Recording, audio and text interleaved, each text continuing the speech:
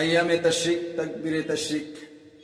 আল্লাহু আকবার, আল্লাহু আকবার, লা ইলাহা ইল্লাল্লাহ, আল্লাহু আকবার, আল্লাহু আকবার, ওয়া লিল্লাহিল হামদ। আল্লাহু আকবার, আল্লাহু আকবার, লা ইলাহা ইল্লাল্লাহ, আল্লাহু আকবার, আল্লাহু আকবার, ওয়া লিল্লাহিল হামদ।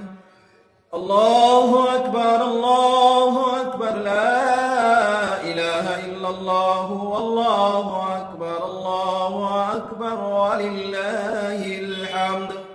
আমরা এইভাবে 9 জিলহজ ফজর নামাজ হইতে 13 জিলহজ আসর নামাজ পর্যন্ত নারী ও পুরুষ সকলে 5 ওয়াক্ত ফরজ নামাজের বাদ একবার তাকবীরে তাশরিক পড়া ওয়াজিব, 3 বার পড়া উত্তম, মুস্তাহাব। ঈদের নামাজের পরেও পড়তে হবে। পুরুষ শব্দ করে ও নারী নিঃশব্দে পড়বে। আশা করি বুঝতে পেরেছেন। জিলহজ মাসের 9 তারিখে ফজর নামাজ হইতে 13 জিলহজ আসরের নামাজ পর্যন্ত, অর্থাৎ মোট 23 ওয়াক্ত নামাজের পর, মোট 23 ওয়াক্ত নামাজ, এই 23 ওয়াক্ত নামাজের ফরজ নামাজের পর একবার করে তাকবীরে তাশরিক পুরুষগুলো উচ্চ আওয়াজে জোরে জোরে পড়া ওয়াজিব, নারীরা মহিলারা আস্তে আস্তে পড়া ওয়াজিব, 3 বার করে পড়া মুস্তাহাব।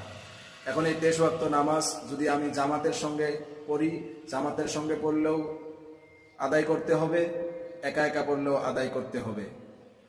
এমনকি ঈদুল আজহা নামাজের পরও উচ্চ আওয়াজে তাকবীর বলতে হবে। আর ঈদুল আজহার নামাজের দিন আমরা নামাজ পড়তে যাওয়ার সময় যাব এক রাস্তা দিয়ে, আসার সময় অপর রাস্তা দিয়ে আসবো, এটা সুন্নত।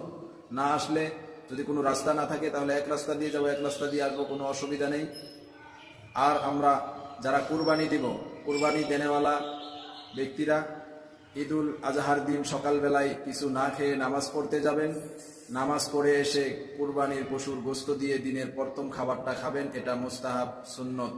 যদি তাকবীরে তাশরিক 9 জিলহজ থেকে 13 জিলহজ আসর নামাজ পর্যন্ত, অর্থাৎ 23 ওয়াক্ত নামাজ, 23 ওয়াক্ত নামাজের মধ্যে ওই 5 দিন 23 ওয়াক্ত নামাজ মধ্যে যদি কোনো এক ওয়াক্ত নামাজ ছেড়ে যায়, কাজা হয়, আর ওই নামাজগুলো যদি ওই দিনগুলোর ভিতরেই আদায় করেন, তাহলে প্রত্যেক কাজা নামাজের পরেও আমাদেরকে তাকবীরে তাশরিক বলতে হবে, এটা ওয়াজিব।